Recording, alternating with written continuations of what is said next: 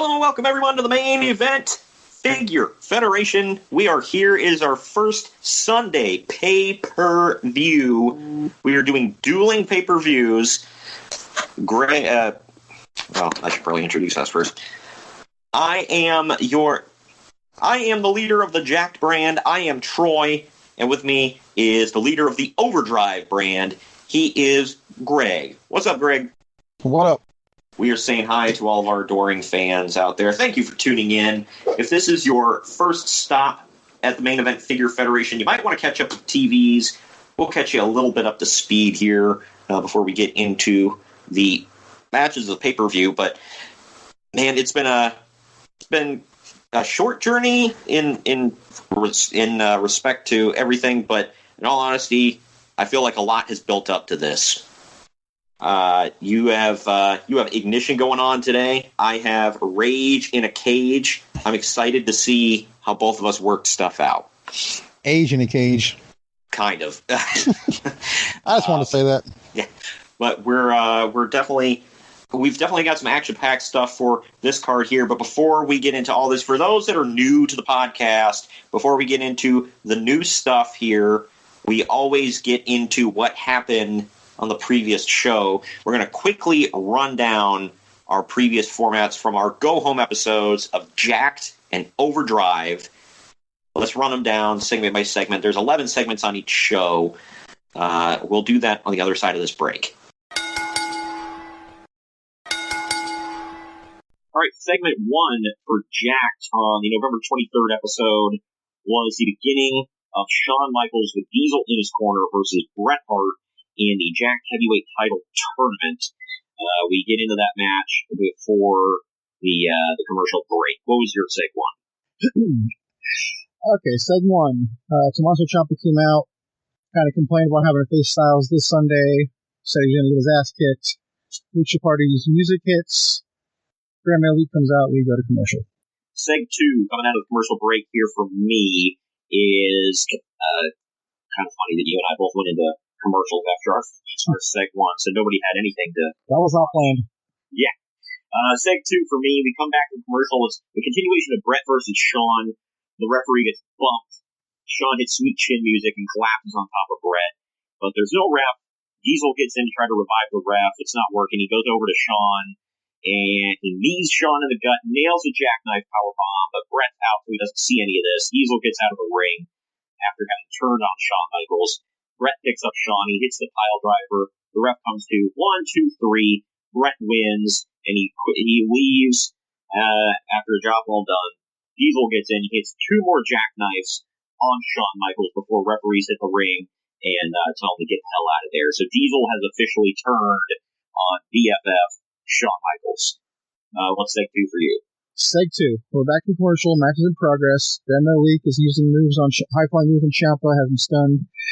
Goes for the Malik driver, but Ciampa pulls Malik's mask aside, covers his eyes, takes advantage of the fairy tale ending, ends up beating him up with a chair. AJ runs out and runs him off. All right, seg 3 here. We get into British Bulldog being interviewed by Armando Alejandro Estrada backstage. Armando announces that at Rage in the Cage, it's going to be the loser of tonight's New Age Outlaws versus Dudley Boys match. They will be in a 3-team elimination match at Rage in the Cage. Teams are the British Bulldog and a mystery partner, and a mystery team completely. The winner of that will get a tag team title match in the future. But Estrada asks Bulldog about his mystery partner. Bulldog not dropping any hints other than he said he is excited to go into battle with him again. But he said other than that, he's not revealing anything. And then we go to commercial break. What was your seg 3? Seg 3 is an interview with Shelton Benjamin. He's pretty depressed. He hasn't won yet. And then he says that things are going to change for the gold standard. All right, seg 4 for me, it is a Jakk'd Tag Team Title Tournament semifinals match. The winner of this goes on to Rage in the Cage. The Hollywood Blondes versus Demolition. Demolition just pinballs the Blondes around the ring. The Blondes stand up to him a little bit, but in the end, Demolition just, does what they do and destroyed them, and they win the match. So Demolition's going on to Rage in the Cage to wrestle for the tag titles. Segment 4 for Overdrive. Excuse me. Segment 4, Andrade enters the arena. We hear Matt Riddle's music. He walks out the announcer's table to do commentary. Cedric Alexander comes out. Match gets going. You go to commercial break. All right, Seg 5 for me. Ric Flair is being interviewed by Don Callis backstage and catering about his upcoming match with Olympic gold medalist Kurt Angle. Flair talks about, them matching up and all that stuff, says he's going to wear Angle out. And then Sting walks by to get some coffee, and Flair talks some crap to him about Sting is going to be taking on Bret Hart at Rage the Cage. They chat about it for a while, kind of argue, and then Sting says he's going to come out during Flair and Angle tonight to get a bird's eye view for commentary. And we go to commercial break. What is Seg 5 for Overdrive? Seg 5 is the continuation of the match back from the commercial. Andrade is yelling at Riddle in Spanish. Riddle basically stands on the announce table, kind of distracts him. Andrade barely beats the count back into 9. Cedric Alexander hits lumbar check for the win. All right, Seg 6 here. It is Ric Flair versus Kurt Angle in the Jakk'd Heavyweight Title Tournament. The winner of this will go on to the semifinals. And pretty back and forth match for the most part. Flair tries to use a chair, but Sting, with his innate sense of justice, grabs the chair from Rick, won't let him use it. But Flair ends up, cheating anyway. No. I know, right? That's so unlike him. We frequently refer to him as the cleanest player in the game. Wow. Holy crap. But anyway, Flair ends up, unbeknownst to Kurt, he rips the top turnbuckle pad off, and he rolls out an ankle lock to smash Angle's face into that turnbuckle pad, and then Flair rolls him up, holds the singlet. The referee does not see it. He makes the pin. 1, 2, 3. Flair wins. Sting is pretty pissed. He's not happy. All right, Seg 6 for you. Seg 6. Elias is in the ring. He says he can't perform because Hurricane's off playing fantasy and uses the guitar. Drake Maverick comes out. Elias demands his guitar. Maverick reminds Elias that the only way he gets it back is if he wins Sunday. Elias beats the hell out of Drake. It's him jerked away twice before Hurricane comes in for the save. And for a superhero, he doesn't have super speed, but maybe Elias has faster speed. Yeah, well, potato. Exactly. So the beard gives it away. Under that beard, he just has a third fist. Wow. All right, Seg 7. Jerry the King Lawler stands up from commentary, kind of complains about being thrown off by Sting in their World Title Tournament match. So he wasn't ready for Sting coming at him the way he did a couple weeks ago. And he was pissed off that he had to sit next to him in that last match. And tonight, he's going to make another opportunity by qualifying for that triple threat for the TV title.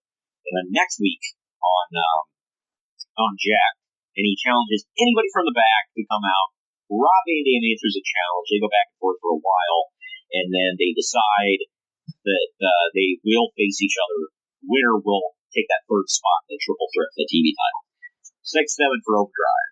Seg 7. Baron Corbin's in the back on his phone complaining about unsafe working environments and how much he hates Ciampa. He's a very violent man. Says he's going to win the world title on Sunday and wants to speak to the GM next week.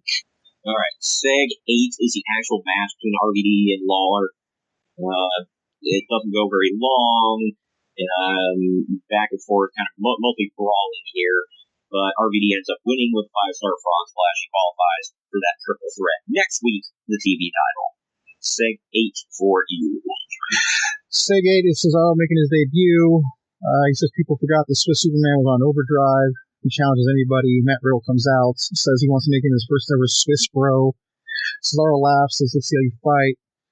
Andrade walks down and actually distracts Cesaro, tells Andrade to leave. Riddle hits the knee, goes up to the flying bro, but gets caught with Swiss Death in the middle of it.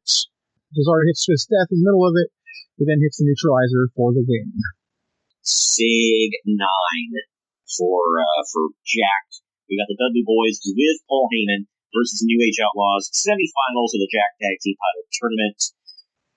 It's back and forth for a while, but all in all, the Dudleys are they're getting beaten for most of the match, but they come back the second half here, and they end up nailing the 3D on one of them here. I think it was Billy. Trying to read through my notes quickly. Anyway, they nail a 3D on one of them, they win. But then after the match, the Demolition runs down. They get into a brawl, but the Dudleys nail Smash out the ring. They're about to hit a 3D on Axe, but Smash grabs Axe's foot, pulls him out of the ring, and they go to the back while screaming at each other. That is the end of Seg 9 going into commercial. What's yours? Seg 9, just get a rundown of the pay-per-view and the whole card. So the 30-minute Iron Man match will be the finals. Finals will be a combination of Gargano, Dunn, Rude, and Corbin. U.S. title, AJ Styles versus Ciampa, Elias versus Hurricane. Matt Riddle versus Andrade was just added. The Major Brothers make their Overdrive debut. Seg 10 is The Undertaker versus The Rock. The Jakk'd World Heavyweight Title Tournament here. Tournament, bro. The winner will go on to Rage in a Cage, face Hulk Hogan. They get interrupted by Mankind coming down at one point, getting involved. He more distracts. He tries to distract both of them, mostly The Rock, but he ends up distracting The Undertaker more of all. And Paul Bearer tries to stop him from getting involved, so he shoves Paul onto his butt, just pisses The Undertaker off, so he goes out and beats the crap out of Mankind. And in the end, Rock has a hard time beating The Undertaker, but he does with a Rock bottom roll by People's Elbow. Rock wins. What is your Seg 10? Seg 10 is the entrances for the main events. Pete Dunne, Johnny Gargano versus Bobby Roode, Baron Corbin. Johnny Gargano come out first. They look like they're on the same page. Roode comes out. Corbin comes out. Corbin gets to the mic, says he's being forced against his will to do this. Roode says, so Corbin and everyone's tired of you complaining. They get in each other's face. Gargano and Dunne get tired of waiting. They attack him as we fade to commercial break. All right, Seg 11, final segment of the show. Mankind rolls into the steel chair. And The Rock decides, I'm out. He takes off. He doesn't really want to deal with Mankind tonight. So he goes over to beat up The Undertaker, but the lights go out, the gong sounds, Mankind doesn't get to do anything to The Undertaker. When the lights come on, Undertaker's gone. So is Paul Bearer. Mankind's there holding his junk and his chair. So that is the end of the show. Now to you. Okay, Seg 11. Back to commercial break. The match is going. Basically, Rude and Corbin have no chemistry whatsoever. Dunne tags in, hits Corbin with the bitter end for the 3 count. Dunne and Gargano celebrate, but they realize they need patient off this Sunday. Tension starts to rise. Corbin demands a mic, stands up, says he doesn't need Rude or anybody because he's going to win the Overdrive title. All of a sudden, Ciampa appears out of nowhere, attacks him with a chair, lays him out, and we fade to black on the show with Ciampa standing tall. Nice. All right. So I think that means we're going to take another quick break. When we come back, we're going to get into the pay-per-view, the first pay-per-view here.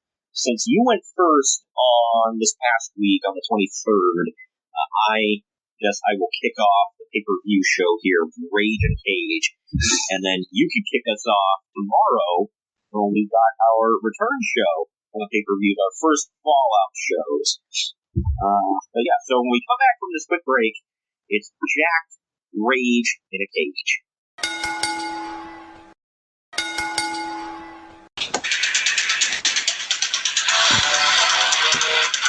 And now, the Main Event Figure Federation Jakk'd brand brings you Rage in a Cage.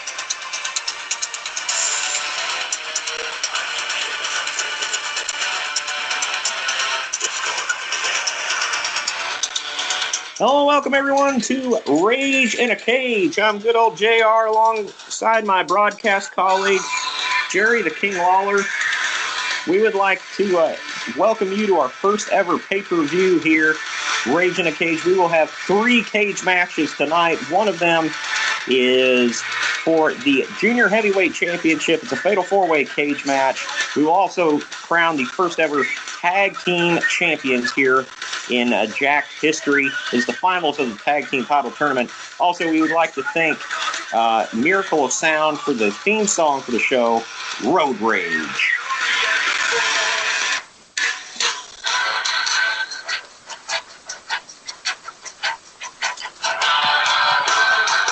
We're starting the night off. Segment 1, after all the pyro and the music and all that, Commissioner Eric Bischoff comes to the ring. He's got a mic. He's smiling from ear to ear. He says, "Welcome to Rage in a Cage." As the name of the show, we're basing the show around one single match type. However, to paraphrase Jerry Seinfeld, I'm sure you're all wondering, what's the deal with the steel cage? Is every match going to be in a cage? No, we're not bastardizing the steel cage by having every single match inside of that thing. Instead, we're only going to have our 3 biggest matches of the night happen inside of that structure. The main event where Hulk Hogan clashes with The Rock once more, and the 2 of the biggest stars of sport ever collide in a Jakk'd Heavyweight Title Tournament, that will take place inside of a steel cage. Our tag titles match, where we will crown the first ever Jakk'd Tag Team Champions between 2 of the most decorated tag teams in the sports history, Demolition and the Dudley Boys. That'll take place inside of a steel cage. And don't worry, we have the EMTs on standby for that one. But speaking of crowning champions, our first ever Junior Heavyweight Champion will be crowned next. And that match will take place inside of a steel cage. Let's start the night off with a Fatal 4-Way cage match for the Jakk'd Junior Heavyweight title. The crowd erupts with this announcement. Bischoff gleefully soaks it all in for a minute, and he tosses the mic aside and walks to the back. Tell me he smiled and put his fingers on his cheeks. Well, absolutely, yeah. And then he pointed to the crowd and pointed to patted his heart and all that good stuff. I love each and every one of you. Anyway, we are starting the night off with the lowering of the steel cage.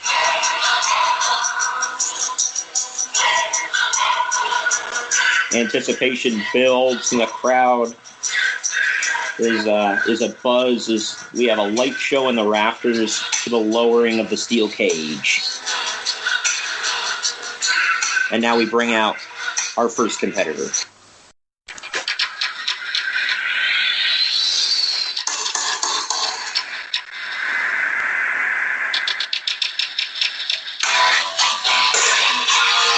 First making his way to the ring, flying, Brian Pillman, representing the Hollywood Blondes. And his first opponent,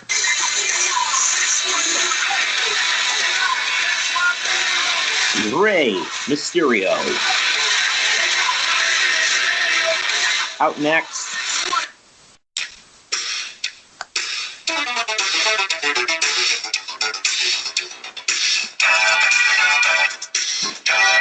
it's Owen Hart. And the fourth competitor here tonight,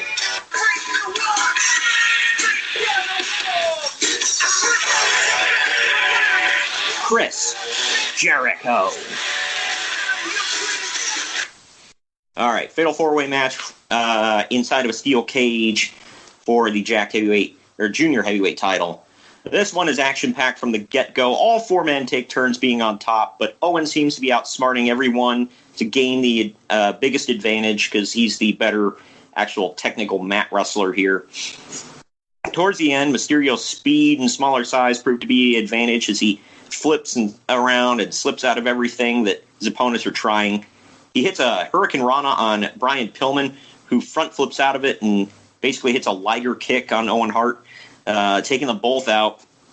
He tries for a running Hurricane Rana on Jericho, but Mysterio, that is, tries for a running Hurricane Rana on Jericho, but Jericho just kind of launches him off of his shoulders into the cage, he thinks, but Rey lands on the ropes and uses the cage to balance. He springs back for a body splash on Jericho, goes up for a frog splash, but Jericho gets the knees up.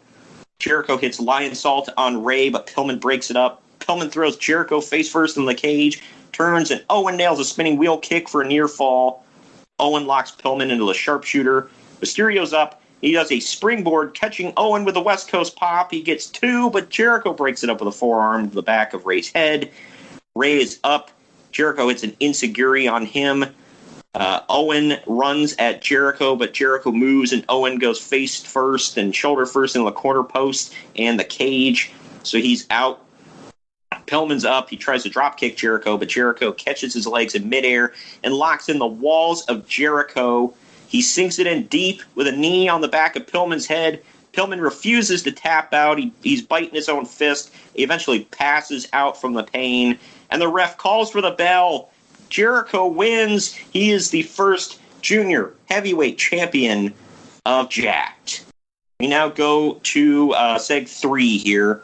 Armando Alejandro Estrada is motioning for the cameraman to follow him into the parking lot as a long white limousine pulls up.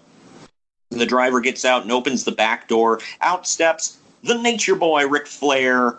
Boos erupt throughout the building as Flair is wearing a custom Armani suit and aviator shades, smiles and looks around and lets out a woo. And, Greg and I made an amendment to the rules last night where if somebody is arriving in a vehicle, we don't actually have to own said vehicle. But if it is involved in the arena, like them driving it to the ring or using it in an angle, we have to actually physically own that vehicle. So just putting that out there. That will never happen for me because I don't even own any vehicles. So. Yeah, neither do I. I think I have a Batmobile somewhere, but I'm not going to have anybody driving a Batmobile to the ring. That would be a little weird. Anyway. Well, yeah, I have the Hurricane, so okay. Yeah, well, there you go.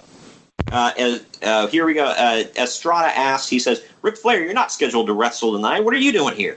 And Flair says, Armando, what's causing all of this? The Nature Boy, that's who. We all know I'm a partier, and I heard Rage in a Cage is the biggest party of the entire weekend. I also hear there's some other smaller little event going on tonight, something about cars and wrestling, whatever, I don't know. But we all know that wherever the Nature Boy is, that's the place to be.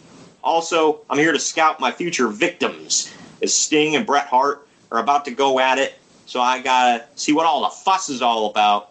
And I did hear did I hear correctly that The Rock and Hulk Hogan are main eventing inside of a steel cage? And Estrada says, yeah, that was made official by Commissioner Bischoff. And Flair says, well, hot damn. You know, I've got to get a up close and personal look at that attraction. I have a good feeling tonight, Armando, and I got a good feeling that tonight's going to be jumping. Woo! Then he walks off towards the gorilla position with his head held high. And up next, we go to Hulk Hogan, Don Callis is standing by with Hulk Hogan in the back. Hogan is just his normal vibrating ball of energy that he was in the 80s. Callis asked Hulk if his strategy tonight has changed now that he's going to be taking on The Rock in a steel cage. And Hogan says, well, let me tell you something, Cyrus the Virus. My strategy against The Rock has been changing daily since I found out I'll be taking him on. And me and the Brahma Bull have locked horns before, dude, and I've felt the electricity coming off from the most electrifying man in all of entertainment. But at the same time, The Rock knows that I ain't the same Hulk Hogan that he's dealt with in the past. I've been eating my vitamins, saying my prayers, and been training harder than ever in the Main Event Figure Federation, brother. I'm showing my endurance in this tournament, and I'm going to prove to the world that the Hulk Hogan of old can't even hold a candle to the new and improved Hulk Hogan, brother. The cage isn't going to change my strategy, Callis. The only thing it's going to do is put the Great One in close quarters with the leader of Hulkamania. I'm going to be powered by the millions of Hulkamaniacs fueling me up for this one, brother. And The Rock is going to feel the full might of the red, white, and blue crashing down on top of him, brother. So, Rock, what you going to do when these 24-inch pythons and the caged fury of Hulkamania runs wild on you? And Hogan flexes for the camera, given what they paid to see. He stomps off as Callis looks impressed and confused all at the same time. All right, up next, Seg 5 is Bret Hart versus Sting in the Heavyweight Title Tournament. First up, we get...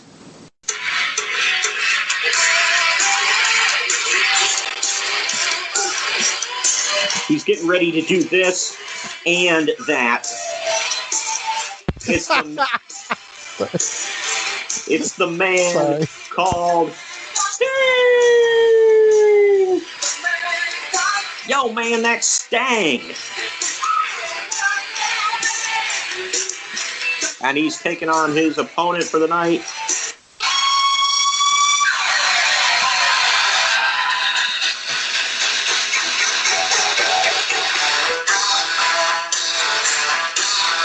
It's Bret, the Hitman Hart. And they're getting ready to tie up in the ring for their big match when all of a sudden we hear the crowd boos as Ric Flair comes out onto the stage, all smiles, and he struts his way to the commentary table. We finally start the match when Flair gets his headset on. Sting overpowers Bret for quite a while, but Bret proves to be the smarter of the two and more poised of the two as he slips out of various moves and keeps getting submissions in on Sting. Sting uses his power and speed on Bret, however, and eventually gets him into a corner, goes for a Stinger splash, but Bret moves and Sting goes chest first into the top turnbuckle. Bret hits a Russian leg sweep on Sting and locks in the sharpshooter. Sting fights out of it, and he spins around, and he turns it into a Scorpion Deathlock. Bret fights it, and he crawls to the ropes. Sting gets Bret up. He goes for a press slam, but as he's lifting him up, Bret slips into a sitting position on Sting's shoulders, rolls forward with a victory roll for the pin. 1, 2, 3, and Bret Hart beats Sting. And Ric Flair stands up, set off, and he's applauding what he just saw. And Bret goes to leave, but Flair stops him on the ramp, and he puts his hand out to shake. Bret looks him up and down, goes, and he walks off, leaving Flair hanging. Flair gets all red-faced and stomping and yelling. And now we go to the back. There's Don Callis backstage with the Dudley Boys and Paul Heyman. He asked a similar question to earlier when he asked Hogan. He said, has your strategy changed at all now that you're going to be in a steel cage against Demolition? Paul Heyman says, I'm not going to do my goofy Bruce Pritchard-like impression of Paul Heyman for this one. But anyway, Paul Heyman says, Don, you've known Bubba Ray, Devon, and myself longer than anyone else on this entire roster. You know that when it comes to being an evil genius, I'm the best in the business. And you know that when it comes to blowing up the status quo and standing on its corpse, no one's better than the Dudley Boys, who've been underdogs since the beginning of their careers. So tonight, they're more than happy to fight from the bottom. However, we have a proposition for Axe and Smash. Bubba says, Demolition, I'm sure you're more than happy to be stuck inside of a cage and duke it out with us. And I'm sure you're more than happy to keep Paul Lee on the outside and far away from the action. But how's about we make this a bit more interesting? My brother and I will see your steel cage and we'll raise you some tables, chairs, chains, thumbtacks, canes, and anything else we can find that ain't nailed down. Devon says, tonight, this will be an extreme rage inside of that cage because we're challenging y'all to a hardcore cage match. Don't worry, we'll bring the hardware. Oh, my brother, testify. Don Callis looks shocked as Paul Heyman leads the Dudleys away and towards the ring. Now, this is the finals of the Tag Team Title Tournament. It is going to be a hardcore cage match. First, we get... Yeah, you're coming down.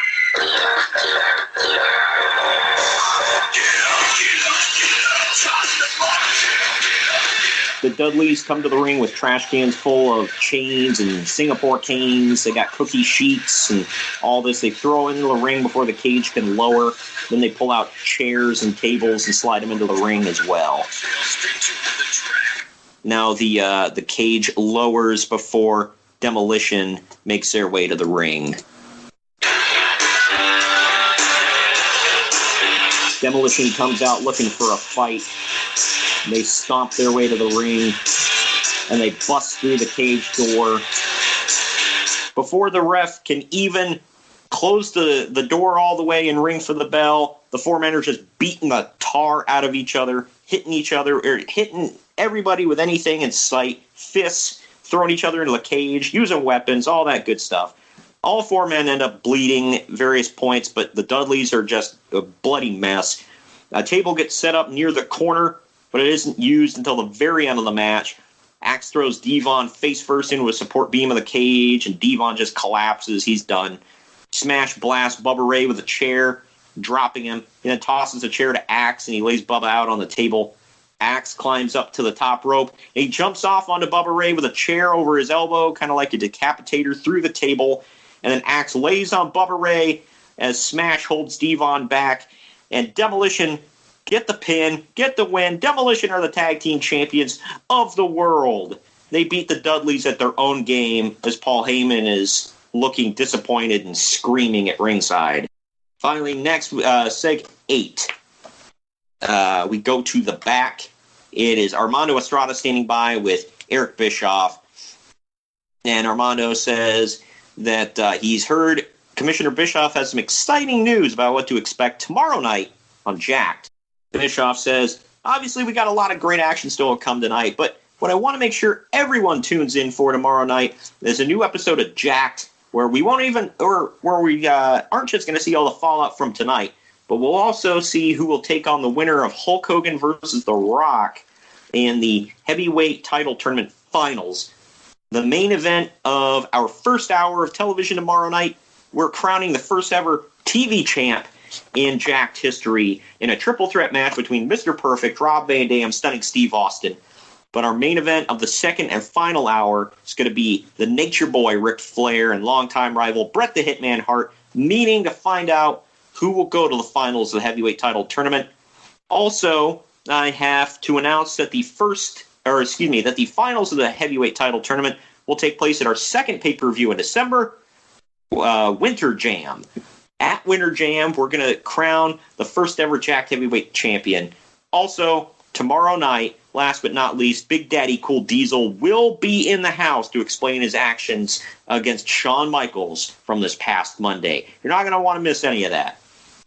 Armando Estrada thanks Commissioner Bischoff for his time. He sends it back to JR, the King, at ringside.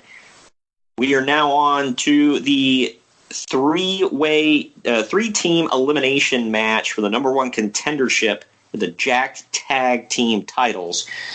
First up, we get the team that we know is going to be in the match for sure. Oh, you didn't know? Your ass better call somebody! Oh, hell yeah.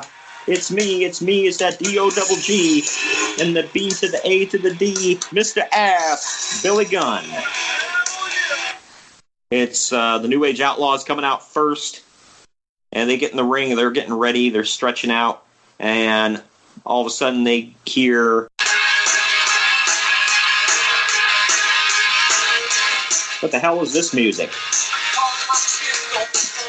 It's the Mouth of the South, Jimmy Hart.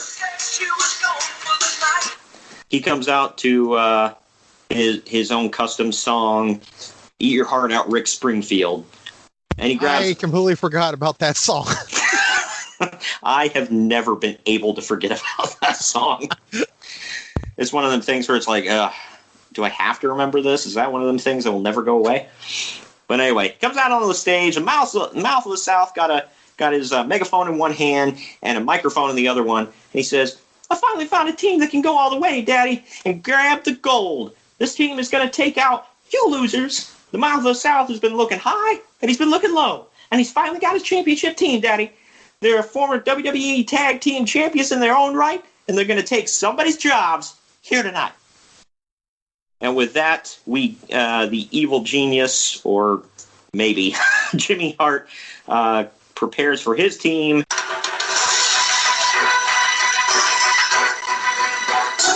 It's Rene Dupree. It's Rob Conway. It's La Resistance. They're Jimmy Hart's mystery team here tonight. They're not on the roster, but if they win tonight, they're taking somebody's jobs and somebody's roster spots. Jimmy laughs maniacally. They get in the ring, and then we bring out...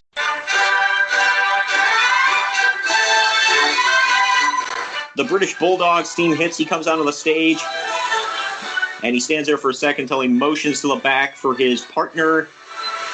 And the announcer says, and his partner, the Dynamite Kid. The crowd goes nuts. Dynamite Kid comes onto the stage to join Davey Boy Smith to reform the British Bulldogs. If they win tonight, Dynamite Kid gets the final roster spot. But we finally start the match. It isn't the it isn't that evenly matched. We see the British Bulldogs using their speed and strength to beat everybody up. They finally hit the Gorilla Press Slam flying headbutt combo on Rene Dupree for the first elimination of the match. La Resistance ain't taking no jobs, but they're doing the job. Jimmy Hart's going nuts at ringside. He's stomping, he's screaming, he's shouting, "You're fired! You're fired!" over and over at La Resistance. He still hasn't found his magic bullet yet.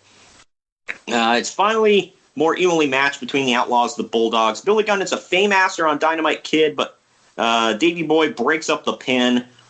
The Outlaws attempt their spike pile driver on Dynamite, but Davey Boy breaks it up by press slamming Road Dogg off the middle rope. Dynamite Kid throws Billy Gunn over his head with a back body drop. Davey Boy hits a running power slam on Road Dogg, clotheslines Billy Gunn out of the ring, and Dynamite Kid hits a flying headbutt on the Road Dogg for the pinfall win. Number one contenders are the British Bulldogs, and Dynamite Kid is rounding out the 30th spot on the roster. We now have a full 30-man roster here on Jakk'd. We go to the back for the second to last segment of the night, segment 10. The Rock's being interviewed by Armando Alejandro Estrada, who asked The Rock how he's been preparing for the red-hot Hulk Hogan here tonight. The Rock puts his finger up in front of Estrada's mouth and shakes his head. He says, shh, shh, shh. Finally, The Rock has come back to pay-per-view. We can hear the crowd erupt. And The Rock says, now listen up, you scar-faced cosplay cartoon jabroni with a dirty Sanchez mustache. I've faced Hogan before. I've beaten Hogan before. The only differences tonight are the arena, the colors he's wearing, and the steel cage around us. Hogan can shake, and he can pose, and he can tan, and take all the damn Flintstones vitamins he damn well pleases. But tonight is gonna be, but nothing is gonna prepare him for the people's champ when he's surrounded by four walls of steel mesh. You got me? In Toronto, I laid the smackdown on him in front of the millions and millions of The Rock's fans, and tonight I'm going to walk his red and yellow ass right up Jabroni Drive, down Know Your Role Boulevard, and check his Fu Manchu straight into the SmackDown Hotel. Hogan, if you're feeling froggy tonight, I suggest you jump and just bring it. If you smell what The Rock is cooking. Rock storms off as Estrada looks annoyed and angry. We are now on Seg 11.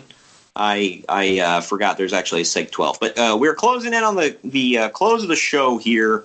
It is the semifinals in the World Heavyweight Title Tournament. First. If you smell what The Rock is cooking. It's The Rock. The crowd erupts. He poses all around the ring, takes his good old time. And then all of a sudden, we get his opponent. It's the Hulkster. The crowd is deafening. They're blowing the roof off the place as Hogan comes to the ring. The first few minutes of the match, doing power moves on The Rock and getting the crowd hyped up. The Rock is getting more and more frustrated until he unleashes some punches on Hogan. These two brawl back and forth for quite a while until Hogan whips The Rock face first into the cage. Hogan pinballs The Rock off all the walls for a while and actually busts him open. The Rock finally low blows Hogan to gain the advantage. Rock beats away at Hogan, for a few minutes and then locks in a sharp shooter. Hogan fights through it for a good 30 seconds until he uses his leg strength to just shove The Rock off, who goes face first into the cage again. Hogan does his three punches, big boot, signals for the leg drop. The Rock kips up, however. The Rock crashes to the mat, and The Rock hits the rock bottom, but only gets a 2 count. The Rock gets poised for another rock bottom, but Hogan blocks it. He body slams The Rock. He finally hits the ropes, comes back with a big leg, and he pins The Rock. Gets a 1, 2, 3. Hogan wins. Here's your winner. Moving on to the finals of the heavyweight title tournament at Winter Jam. It is Hulk Hogan. Seg 12 to close the show here. Real Americans blaring. Crowd's going nuts. Hogan must pose. The cage raises as referee rolls the bloody Rock out of the ring. Hogan poses for the crowd as we see the Nature Boy Ric Flair rush to the ring behind the Rock. He's got a chair in his hands. He gets ready for Hogan, who turns around, gets a chair right to the face. This drops the Hulkster. Flair smiles as he plays the crowd, and they all boo. Hogan stands up, and he gets blasted with a chair again. Hogan's now busted open. Flair drives the corner of the chair into Hogan's left knee, leaning on it as Hogan howls in pain. He slams the chair into Hogan's knee a couple more times and drives the edge of it into his leg. Now Bret Hart comes out with a chair. He'll take on Flair tomorrow night on Jakk'd. Flair sees him and he gets a chair ready, begs Hart to get in the ring. Hart finally shrugs and he slides in with a chair. They duel the chairs for a while before Hart smacks Flair's chair out of his hands, and Flair takes a powder, takes off to the back. Hart stares after Flair, who's laughing at his dirty work. Hart then looks down at a hurt, bloody Hogan, who extends his hand, asking for help up. But Hart blows him off. He just gets out of the ring and walks off. The crowd's chanting for Hogan. He finally uses the ropes to stagger up to on one leg. Referees try to help him, but he tells them, no, I'm good. And Real American hits one more time as he cups his ear and he poses for the crowd as much as he can as they explode. End of pay-per-view. And why did it end that way? Because Hogan must pose, pal. God dang it. Hurt, bloody, on one leg, it doesn't matter. Hogan must pose. God dang it. I like that. All right. The whole thing. Thank you. Especially the cage match, the first one. Oh, the Fatal 4-Way? Yeah. Yeah, thank you. Yeah, I tried to make... See, that's the thing. I tried to make all 4 cage matches meaningful. For those of you that are wondering where the hell I got the theme song for the show, by the way, it's from the last Mad Max movie. It's called, like I said, it's called Road Rage by Miracle of Sound. So yeah. I like the Dudleys making it all ECW, by the way. Oh, absolutely, yeah. It's Dudley's pulling in the hardcore hardware, man, and Demolition beat them at their own damn game. Those damn Dudleys couldn't get one over on Demolition. But all right, that does it for me, man. You want to take one more break and hit it with Ignition? Hit it and quit it.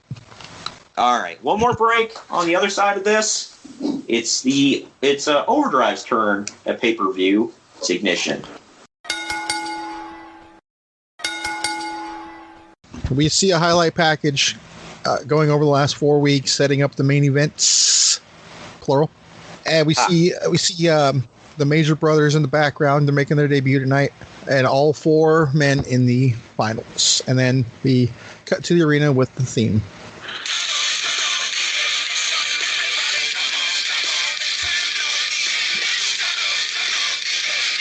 All right. Welcome to Ignition. Thank you to Toby Mac for the theme. Tonight will be his... Yeah, when I came up with the name of this pay-per-view, I'm like, I'm using that song. So, and I felt bad kind of denying your suggestion. You're like, no, I got a perfect song for this. Okay. Tonight will be a historic night. We'll crown the first ever Overdrive champion, plus a few personal issues will come to head. All right, match 1 is the first semifinal match for the Overdrive Championship.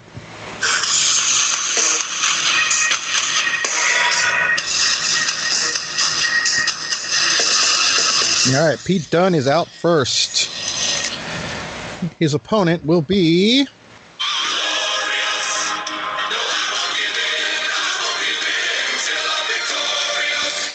Bobby Roode.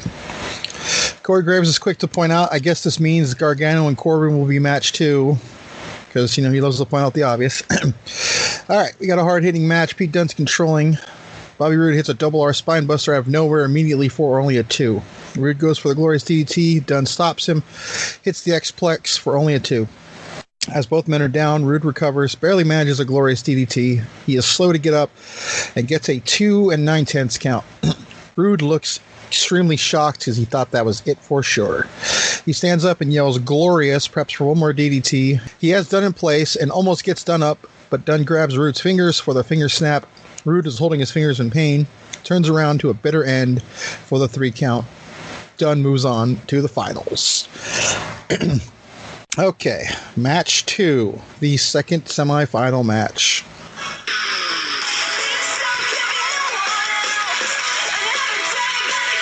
All right, Gargano is out first. Next up.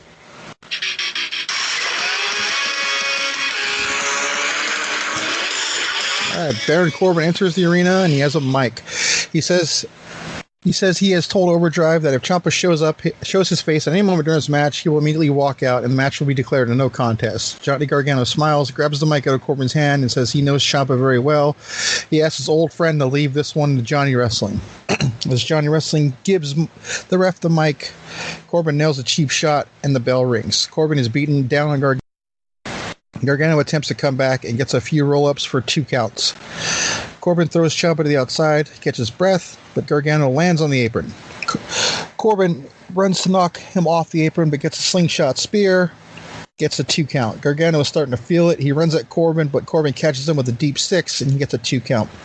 Corbin looks confident. He stands up and motions to the crowd that it's all over. And then all of a sudden,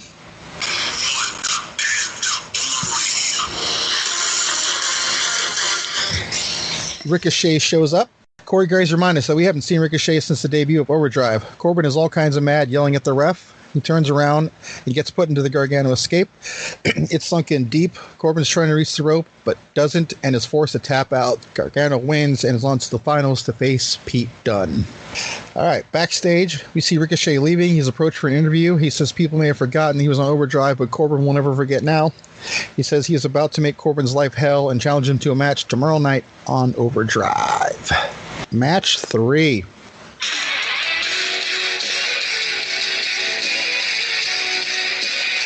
Elias makes a very rare music entrance because he cannot perform due to the fact that he does not have his guitar. He says he's going to go a cappella tonight. As he's mid-song, Stand back! There's a hurricane coming through! the lights are out. As they come on, Hurricane appears on the top rope with Elias' guitar strapped to his back, hits a crossbody, trying to mimic his win from a few weeks ago. But this time the match hasn't actually started. The bell now rings and we are underway. Hurricane is doing every pose known to man. Elias keeps getting angry when he attacks Hurricane. When Hurricane keeps dodging. Elias hits a big boot for a 2. Hurricane is up. As Elias is punching him, Hurricane goozles him for a choke slam, but Elias won't budge. Hurricane looks shocked. Elias shoves him off, hits another boot. Drake Maverick appears on the apron to distract Elias. Hurricane rolls to the outside and grabs the guitar. He gets in with it, but thinks twice. The ref, meanwhile, is telling Drake, get off the apron. As this is going on, Elias kicks Hurricane low, smashes him with the guitar for the 3 counts. Elias walks off smiling as Drake checks on Hurricane. And then we hear Gorilla Monsoon saying all this for the guitar, and he's just going to destroy it over the Hurricane's head. Corey Graves reminds us it's all about the principle. All right, up next. Hurricane must pose, pal. That's close enough, actually. Up next, we get a promo for the pay-per-view Indestructible next month. All right, match 4.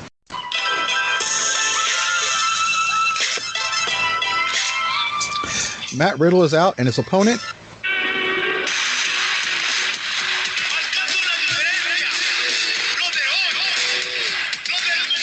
All right. So Matt Riddle versus Andrade. As the match begins, Riddle gets the upper hand.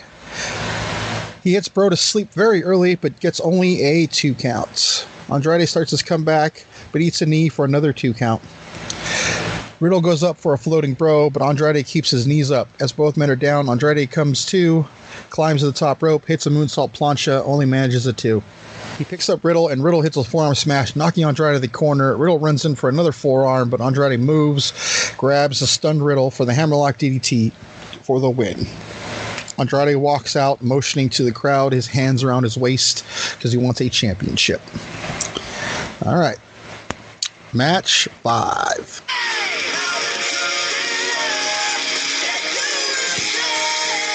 The Major Brothers make their long-awaited debut with their awesome new theme, by the way. And their opponents...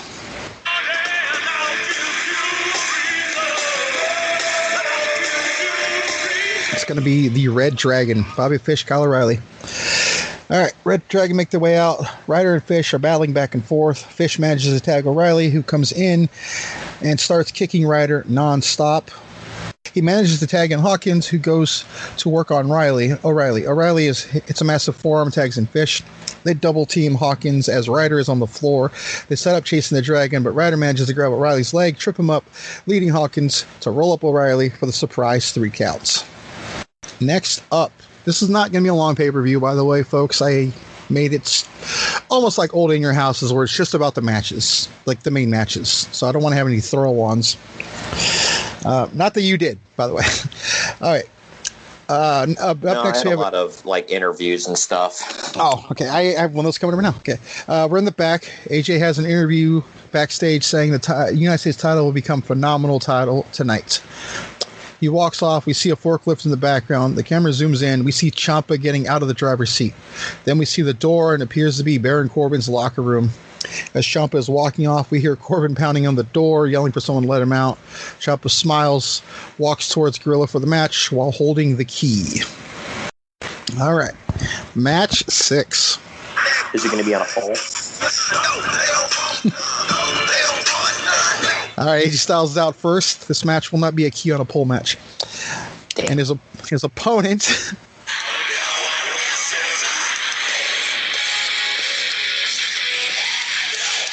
Tommaso Ciampa, the United States champion. All right. Match begins. AJ is on the offensive early. Ciampa with an eye rake slows the pace. He picks up AJ, hits a fairy tale ending, but AJ flips him over for a bridge and gets only a 2 count. AJ picks up Ciampa, but Ciampa hits AJ's knee. As he's down, Ciampa hits a running knee smash, gets a 2 count. AJ slowly gets up. Ciampa is taunting him. Ciampa attempts to whip AJ to the rope, but AJ holds on to the rope, hits a Pele for a 2 count. AJ rolls the outside to hit a phenomenal forearm. He hits and gets a very long 2 count. Both men are spent. AJ sets up for a Styles clash, but Ciampa rolls AJ into a bridging arm bar. AJ holds on for a good 45 seconds. Can't take it anymore. Finally taps out. Ciampa walks off slowly with his title as AJ is checked on by medical. Gorilla fears that AJ may have a broken arm. Okay. Here we go. We're at the main event.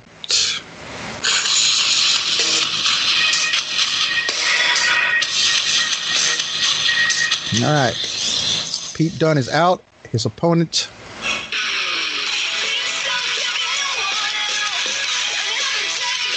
is Johnny Gargano. 30-minute Iron Man match. Both men enter after having already competed. Neither one of them looks tired. Gargano goes on the offensive immediately. Pete Dunne wraps Gargano up in a triangle choke. Gargano turns it into a pin attempt and gets 2.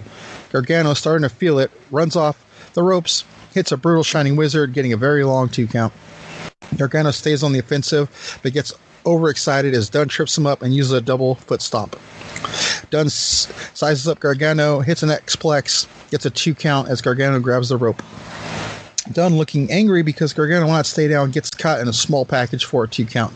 Gargano goes for a suplex. Dunne counters, gets Gargano up, comes down into a cross arm breaker submission. Gargano gets a foot on the rope again. Dunne releases. Gargano jumps up with an enziguri, rocks Dunne as Gargano is running in for a clothesline. Dunne buries his knee into Gargano's guts, hits a fairy tale ending with 20 seconds to go. Gargano manages to kick out, but Dunne wastes no time, hitting another fairy tale ending for the win with 5 seconds to go. And the winner and new Overdrive champion is Pete Dunne. Dunne is celebrating. Fans are all on their feet cheering. The lights go out.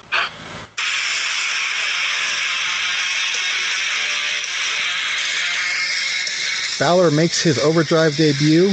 Corey Graves reminds us that Balor was drafted and people seem to have forgotten about him. They go off the air with Balor and Dunn staring at each other. Balor making his intentions known. He wants the Overdrive Championship. Wow. And scene.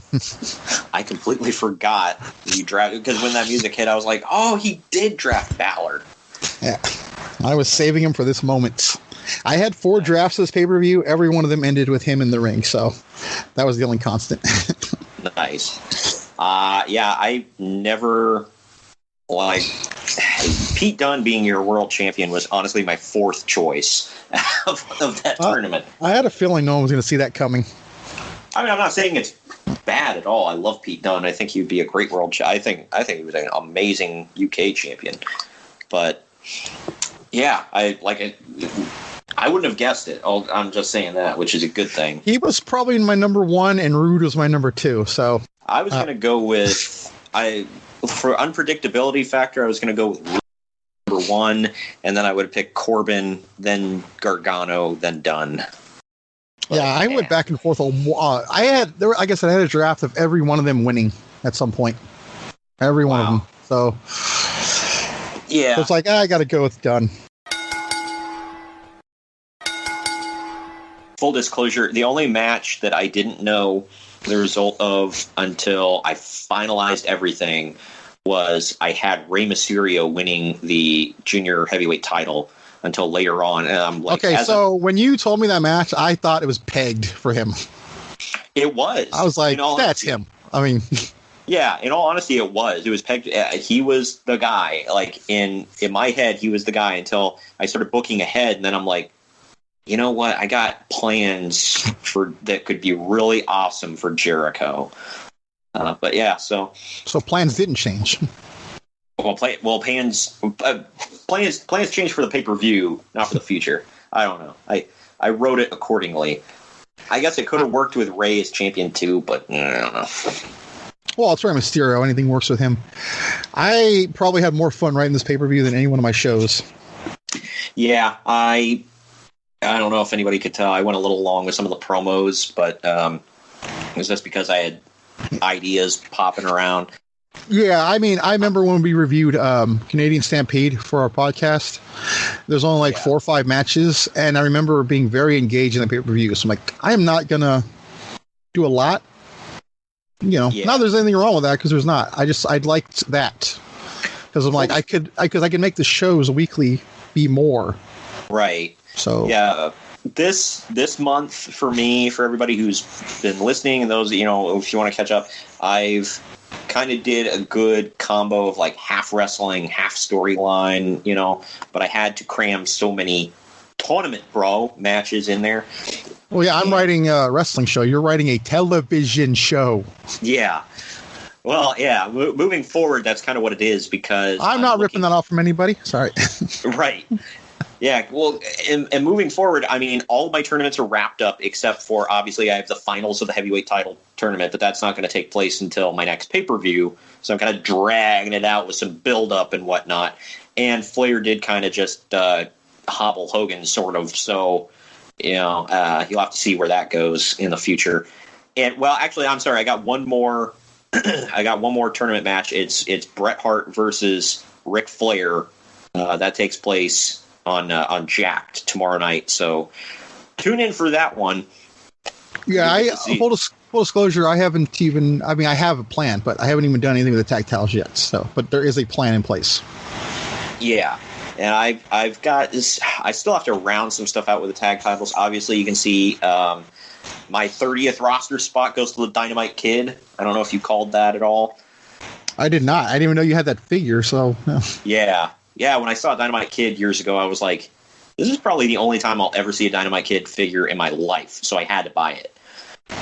And, yeah, I was right. They've never made a Dynamite Kid since. So, but, yeah, so I've got the British Bulldogs are my number 1 contenders. Obviously, the Dudleys could still be in the mix. And I'm trying to build up my other tag teams. Jimmy Hart just can't get his crap together with a client. So, yeah, all that's going on. My junior heavyweight division, even though now that I've got Dynamite Kid, I've got a 5th guy, So that kind of spices it up a little bit more. It's not just the same 4 guys all the time. So that's fun. And I like how we're not using every single person every single night just for the sake of having them on there. Right. Like, I know people are going to be like, oh, you're forgetting this person. No, I'm not. Trust me. The time will come. There is somebody who I did kind of put on the back burner. Like, there are a couple people I put on the back burner, and I was like, oh, crap, I haven't used them in a while. And then I instantly was able to come up with a good storyline to bring them back into the mix eventually. So you might not see a lot of them, now or in the next couple weeks or whatever. Obviously, I abused the hell out of Hogan and Flair this first month, but they were my first 2 draft picks. I had huge plans for them. So, well, it's okay. Every night Hogan posed, so you're good. Even the pay-per-view had to close out with that. And I know everybody's thinking I'm going with Flair, Hogan, which I'm not saying is not going to happen, but I'm throwing Hart into the mix. Stuff is going to spice up with Hart on Jakk'd as well. I've got issues. He's got real-life issues with Hogan and Flair, so I'm trying to comb some of that into storylines as well. So is Hart a good guy? Is he a bad guy? He's being mean to both of them, so you don't know. Is he a third man? Oh, my God, he's the third man in the NWO 2000. He was. God, yeah. Technically, because Hall and Nash came out and beat up Goldberg, making Bret Hart or unless they were 2 and 3, however you want to look at it. Yeah, it's weird. But I say they were 1 and 2 because they were wearing the NWO shirts first, and then Bret revealed. So, yeah, right. And you talk about other drafts. I mean, I got that triple threat for the TV title coming up. That one, I changed to I wanted to be the winner at least twice so far. So, yeah, it's fun when you do that because, like, I could do this or do that, but then he can do this. So, I mean, I've got, I'm thinking, well, if I do this, I could plan the storylines out this way, but I really want to do that because that could extend such and such. So, yeah, I'm rating it for that. But, yeah, I have to say I think I've nailed everybody, so there are no more surprises unless it's just someone people forgot about. But yeah, and I mean I've got you and I agreed to one night only cameos and stuff like that, and we did say after 3 months, if we so choose, we can kind of shake things up on the roster. Drop a couple people, pick up a couple people. So. That's that might come. I don't know. We'll have to do very little discussion about it too, because obviously, my collection is vastly different from yours. So, right, there'll be very little discussion. Yeah. I'm not. I mean, anybody I'm planning on bringing in, for the most part, there might be 1 or 2 people that I would want that you could get, but I mean, and vice versa.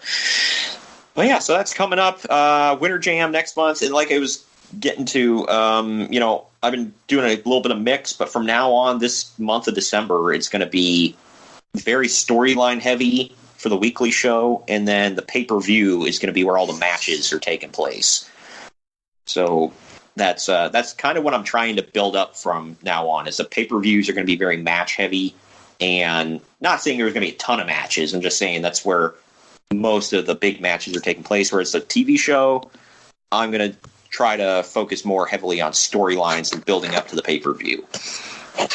Rage in a Cage was what it was. I was happy with it, but it's the first pay-per-view, so you do what you can. I think Rock versus Hogan in a steel cage was a good way to start a pay-per-view, or to end a pay-per-view, I should say. Well, there's only one way to end a pay-per-view, though, no matter what. One more time. Yeah. Hogan must pose. It bloody and posing on one leg. And I mean, in one segment, I had Rock, Hogan, Ric Flair, and Bret Hart. I mean, that's a lot of star power to close out a pay-per-view. Depending on who you talk to, that could be someone's Mount Rushmore wrestling right there. So, yeah, and I got.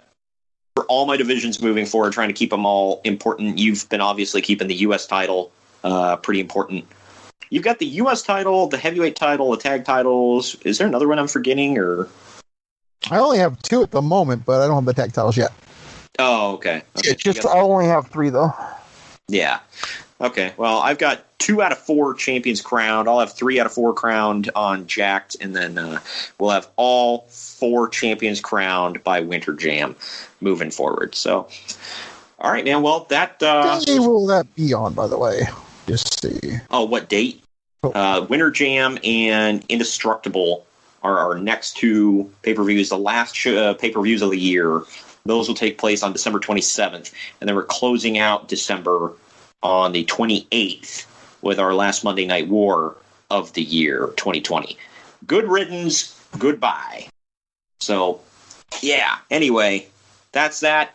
We will see you tomorrow night for our last Monday Night War of the year, or of the month of November. Thank you for joining me on this journey, Greg. Mm-hmm. And we will see you all tomorrow night later on.